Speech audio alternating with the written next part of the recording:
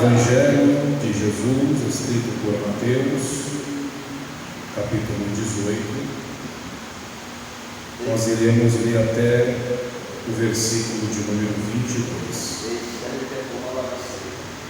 Todos acharam? Amém. E Jesus, andando junto ao mar da Galileia, viu a dois irmãos, Simão, chamado Pedro, e André, os quais lançavam as redes ao mar, porque eram pescadores. E disse-lhes: Vinde após mim, e eu vos farei pescadores de homens. Então eles, deixando logo as redes, seguiram-no imediatamente. E adiantando-se um pouco, viu outros dois irmãos, Tiago, filho de Zebedeu, e João, o seu irmão, que estavam no barco com seu pai Zebedeu, consertando as redes, e também chamou-os. E eles, deixando imediatamente o barco e seu pai, passaram a seguir Jesus. Amém? Muito obrigado. Tome o seu assento, por favor. Meus irmãos, antes de falar-lhes a boa palavra de Deus, eu quero louvar a Deus pela bênção de estar de novo aqui com vocês, adorando a Jesus e tendo a bênção de servi-los com a palavra. Desde já eu deixo aqui o meu agradecimento ao apóstolo e a toda a sua família, em nome de Jesus. Meus amados, não tem muito tempo, uma escola teológica, um instituto teológico de muito respeito, fez uma certa pesquisa acerca de homens e mulheres que, através de suas obras, de seus feitos, marcaram a história da humanidade. Homens e mulheres que, através dos seus testemunhos, influenciaram o curso da humanidade. Homens e mulheres que, através do seu potencial, do seu dom, do seu talento, da sua chamada, foram pessoas que influenciaram a história da humanidade. Entre tantos nomes está lá alguns. Entre eles está Mahatma Gandhi, Madre Teresa de Calcutá, Abraham Lincoln, Martin Luther King. Mas no topo da lista, o primeiro nome da pessoa, do ser, do homem que mais influenciou a história da humanidade, está o nome de Jesus de Nazaré. Não houve homem nascido de mulher que mais influenciou a história do que Jesus. Falta-me palavras, falta-me vernáculo, falta-me expressões para dizer como Jesus foi um homem tão extraordinário. Jesus, ele foi um homem que, através dos seus ensinos, ele marcou uma geração. A sua pregação era tão fantástica, extraordinária, a ponto de fazer até que os seus inimigos e opositores realmente caíssem em si e confessassem que realmente Jesus foi um homem diferenciado. Aonde ele passou deixando uma marca. Aonde ele pisou, ele deixou um legado. A história de Jesus é tão extraordinária que nem o tempo foi capaz de deter a história de Jesus. O legado de Jesus pulou muralhas, cercas, ultrapassou a fronteira do tempo e chegou nos dias de hoje. E se estamos aqui não é por meritocracia. Se estamos aqui, não é por dignidade pessoal de nenhum de vocês que estão aqui. Se estamos aqui, o mérito, a graça, a misericórdia é toda dele. Quantos acreditam que é dele, por ele, para ele? Glória a Deus! E este Jesus que marcou, que influenciou, esse Jesus que mudou o curso da humanidade, a Bíblia diz que logo após o batismo no Jordão, os 40 dias de processo no deserto, a Bíblia diz que ele sai do deserto já com algo certo no seu coração. Ele já sai do deserto com uma meta, com uma programação. Ele já sai com um cronograma, ele já sabia o que ia fazer. Jesus, quando sai do deserto, a Bíblia diz que ele vai em busca de homens a qual ele ia discipulá-los, formá-los, montá-los, lapidados conforme a sua vontade. E esses homens, depois que o Espírito Santo pousasse sobre a vida deles, esses homens iriam incendiar a humanidade. O interessante é a forma que Jesus ele utilizou para poder fazer essa seletiva. Afinal de contas, não foi qualquer um que ele chamou. A Bíblia diz que ele já tinha no coração qual os personagens, qual os indivíduos, qual as pessoas que ele tinha que escolher. Afinal de contas, Jesus está prestes a fundar o seu colégio apostólico. Jesus está prestes a fundar o seu quartel-general. Então ele já tinha em vista qual eram os alunos e os soldados que ele ia contar durante 3 anos. E a Bíblia diz que o lugar que Jesus foi e as pessoas, acima de tudo, que ele escolheu, foi o que chamou mais a minha atenção. Jesus chamou pessoas improváveis, tirando-as de lugares improváveis. Sabe aonde é que Jesus foi para chamar homens? Em uma pequena aldeia de pescadores. Jesus poderia muito bem, já que ele vai escolher homens que vão marcar a história, Jesus poderia ter ido até Alexandria, porque era o berço da medicina nos dias de Jesus, mas ele não foi. Jesus poderia ter ido à Grécia, porque a Grécia, nos dias de Jesus, era o berço da filosofia, mas não foi. Jesus poderia ter ido a Roma, porque era o berço da política, afinal de contas, é lá que morava César, mas Jesus não foi. Jesus poderia ir a Jerusalém, porque era o berço da religião, da espiritualidade, mas Jesus não foi. Sabe aonde Jesus foi? Numa simples aldeia de pescadores. Porque Jesus é assim. Ele escolhe improváveis.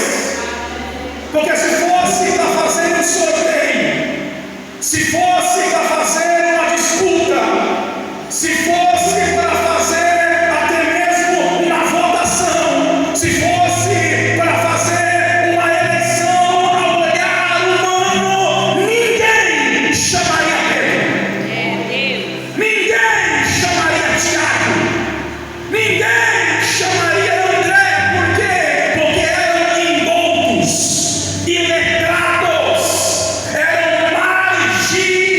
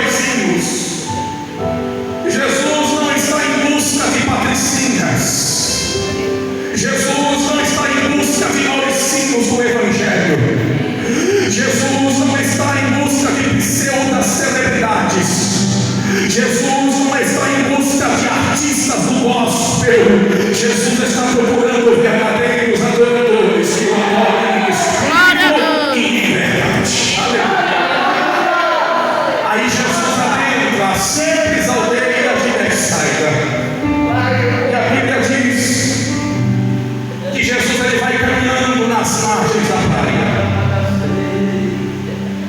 E ao mesmo tempo que ele vai andando, ele vai observando. Ele vai olhando, vai andando, vai andando, vai olhando. Chega numa determinada localidade. A Bíblia diz que Jesus para.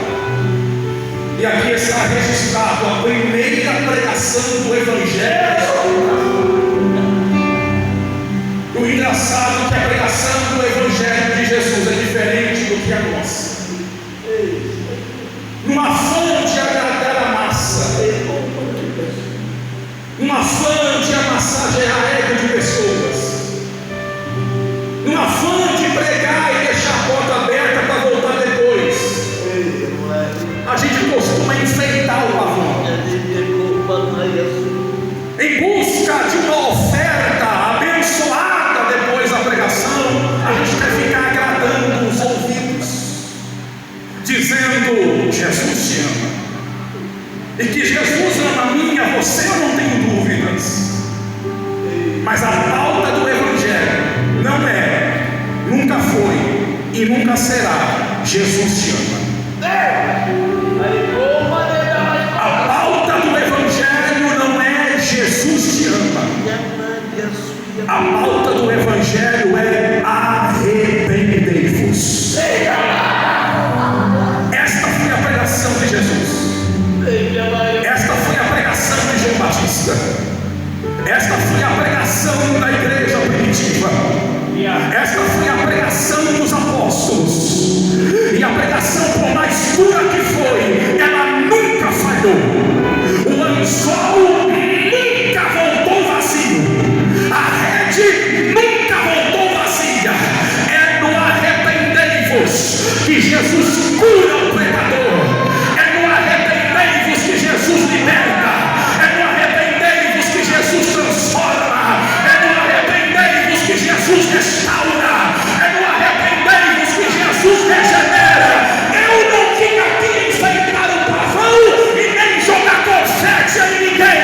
Eu vim pregar dizendo: se você quer o céu, arrependei-vos. Eu estou sentindo Jesus aqui. Esta foi a pregação do Mestre: arrependei-vos. Eu não sei qual foi a dinâmica, eu não sei qual foi a pedagogia, eu não sei qual foi a didática que ele usou, mas a mensagem foi boa. Porque a Bíblia diz que em questão de tempo, uma grande multidão se apertava junto dele para o ouvir pregar. Poderia ter alguém naquela multidão para ele escolher? Lógico. Só que a Bíblia diz que Jesus ele deixa a multidão. Mateus não diz, mas Lucas capítulo 5 ele vai narrar o mesmo texto. E Lucas conta o que Mateus e Marcos não contam. Não sei porquê, mas eles não contam. Mas Lucas conta. E Lucas diz que Jesus de repente vê um homem, cabeça baixa, semblante caído, expressão de derrota, lavando as redes, preparando-as para guardar. E Lucas dá a informação dizendo que ele passou a noite toda trabalhando, porém não pescou nada. Esse homem aqui está vindo de uma noite de fiasco. Pedro está vindo de uma noite de fracasso. Paira no coração de Pedro um misto de sentimento de decepção, frustração, tristeza. Afinal de contas, não faltou esforço, não faltou empenho, não faltou trabalho, não faltou dedicação. Mas com tudo isso, a rede ainda voltou vazia. Existem algumas redes da nossa vida que Deus vai permitir permanecê-las vazias,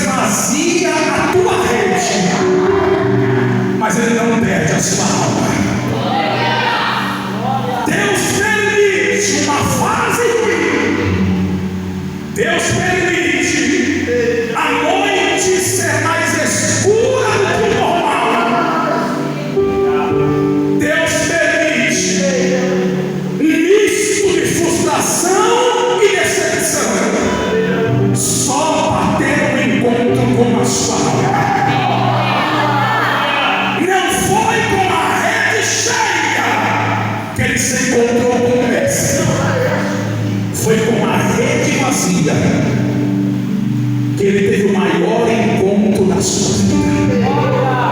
Quem é que nunca teve uma noite dessa, uma fase dessa, um dia desse?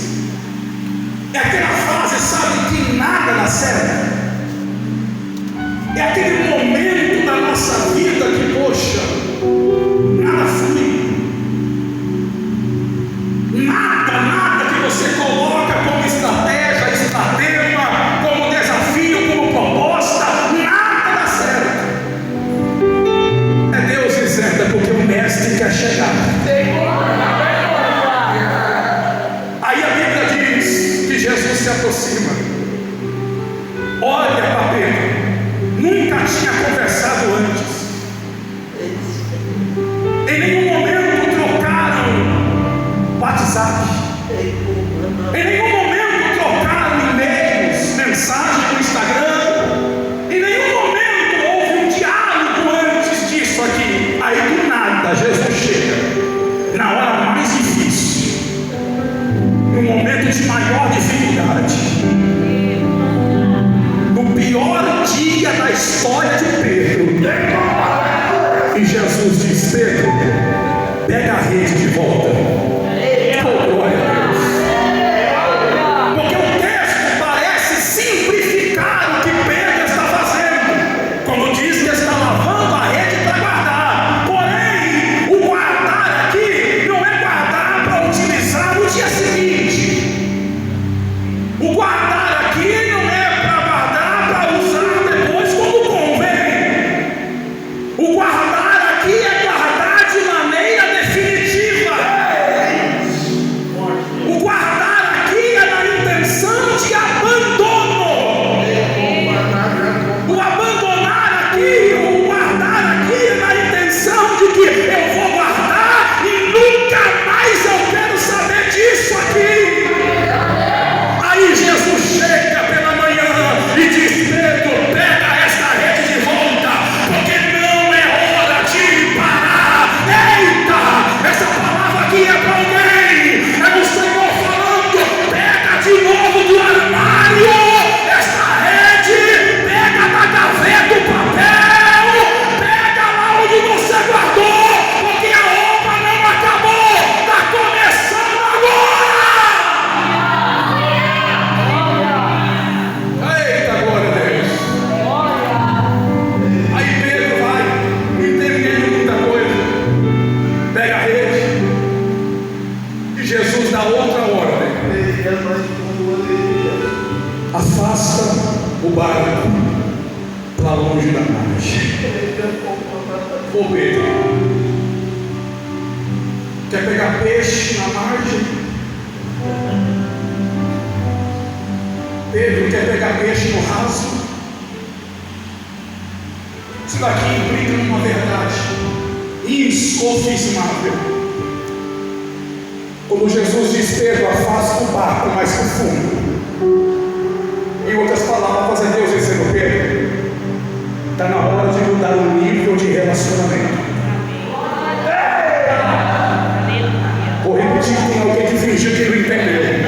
Pedro, está na hora de mudar o nível de relacionamento. Glória a Deus. Não dá para viver um evangelho de margem. Não dá para viver a vida toda um evangelho no raso. Não dá para viver um evangelho a vida toda com a água dando no tornozelo.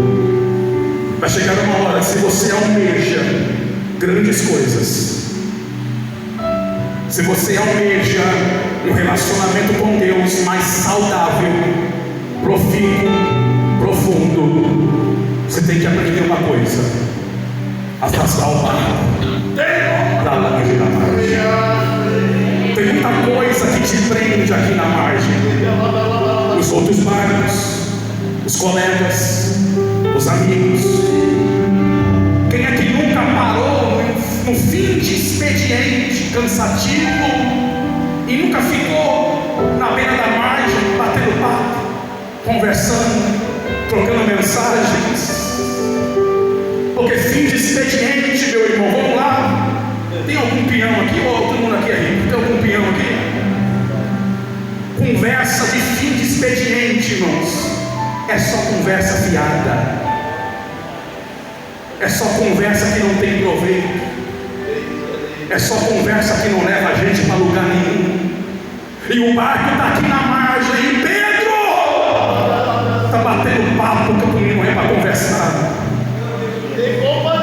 está conversando com quem não é para conversar, está falando com quem não é para falar. Então, o afastar o barco da margem não é na intenção de ir para um lugar mais fundo, é para abandonar aquilo que te prende na margem. Te prendendo na margem, meu irmão. Hoje o Espírito Santo desce aqui na casa, dizendo: é tempo de cortar o cordão umbilical da margem, é tempo de desligar da margem, é tempo de emancipar-se daquilo que te prende na margem. Avante! Glória a Deus! Só quem está vivo, só quem está vivo. Pega na mão de alguém aí, se você pode, por favor. Pega na mão desse crente aí, levanta o mais alto que você puder. Deixa eu ver isso. Chacoalha ele para ver se ele está vivo. Diga para ele: sai da margem hoje. Olha para ele com cara de profeta e diga: sai da margem hoje. Deus te quer mais no culto. Deus quer te ver mais orando. Deus quer te ver mais lendo a Bíblia. Deus quer te ver mais dizimando, ofertando, adorando, evangelizando, pregando. Sai da margem.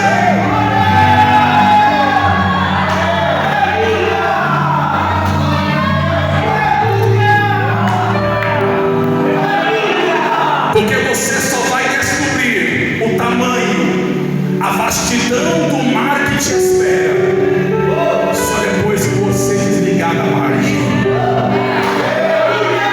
Oh, aleluia! Aí a Bíblia diz que Jesus dá a terceira ordem: Pedro, lança a rede aqui. O texto é claro, categórico em dizer que Jesus está indicando para Pedro aonde é para lançar a rede. Aí Pedro olha e diz: mestre, trabalhei a noite toda e nada apanhei, mas conforme a tua palavra eu lançarei a rede. Só a palavra te injeta ânimo de tentar mais uma vez quando você já tinha desistido. Só a palavra tem o poder de potencializar alguma coisa aqui dentro da gente, quando a gente já tinha abrido os olhos, quando você já tinha virado as costas. Só a palavra potencializa algo dentro da gente e nos faz convencer que agora vai ser diferente. Aí a Bíblia diz que Pedro lança a rede, e a Bíblia diz que quando Pedro puxa, aí o milagre acontece. A Bíblia diz que a rede vem cheia, abarrotada, pesada, a ponto do barco e nem Pedro suportar o peso da rede. E eu já quero encerrar aqui com duas lições. Primeiro, até poucos minutos ou horas atrás, qual era a problemática de Pedro? Era uma rede vazia. E Pedro achava que o maior problema da sua vida era uma rede vazia, porque a rede vazia fazia Pedro lembrar do seu fracasso. A rede vazia fazia Pedro lembrar de uma noite frustrante. Mas Pedro descobriu agora que o maior problema não é uma rede vazia. O maior problema é uma rede cheia, cujo peso a gente não estava preparado para suportar. Pedro, ele quis tanto isso. Meu apóstolo Pedro, ele almejou tanto isso daqui, que ele esqueceu de ponderar algumas coisas. Ele quis tanto uma rede vazia, que ele esqueceu de fazer alguns orçamentos pessoais. Pedro, ele quis tanto uma rede cheia, que ele esqueceu de fazer alguns cálculos. E Pedro jamais pensou que uma rede cheia, ela pesa muito. Às vezes a gente corre atrás de resultados de maneira desenfreada. Nós corremos atrás de cargos, posições, cadeiras, fotos, cartazes, curtidas, seguidores em mídias sociais. A gente procura um salário melhor, uma casa melhor, um carro melhor, uma condição melhor, e a nossa busca a vida toda é por uma rede cheia. Afinal de contas, nascer, viver e morrer com uma rede vazia é um fracasso. Só que a gente esquece que às vezes existem algumas redes cheias que ainda não estamos preparados para elas. Porque a Bíblia diz que o barco quase afundou por causa daquela rede. A Bíblia diz que Pedro não suportou o peso da rede, a ponto de ter que pedir ajuda para segundos e terceiros, porque ele sozinho não conseguiu suportar o peso da rede. Deus está falando com alguém aqui. Na hora certa, eu vou colocar a quantidade certa que você precisa. Na hora certa, eu conheço a tua rede. Você acha que conhece a tua rede, mas não conhece. Eu conheço a estrutura da tua rede.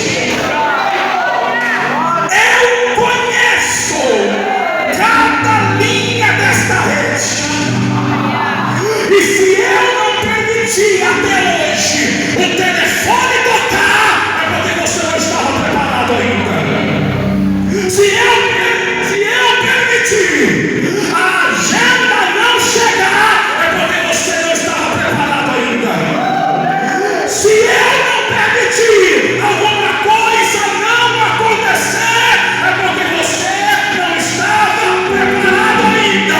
Mas quando eu trabalhar na tua rede do jeito que eu quero trabalhar, meu irmão, ninguém te para, ninguém te segura. Glória a Deus! Jesus será glorificado. Eu vou dizer aqui uma coisa muito particular, íntima da minha vida. Eu, como pregador, eu carrego algumas frustrações. Existem lugares que eu queria pregar, mas eu não preguei. Existem viagens que eu queria fazer e nunca fiz. Existem eventos que eu queria pregar, mas eu não preguei, talvez nem pregue.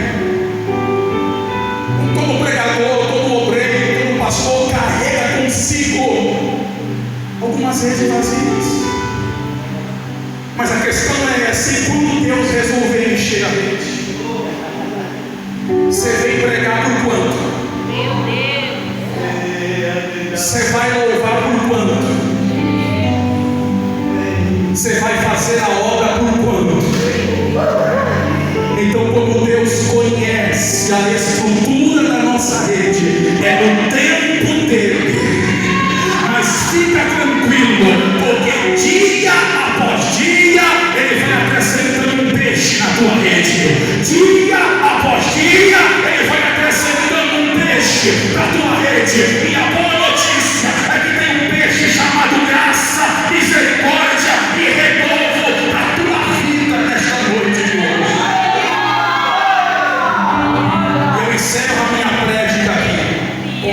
lição que eu aprendi com Pedro. Irmãos, de uma hora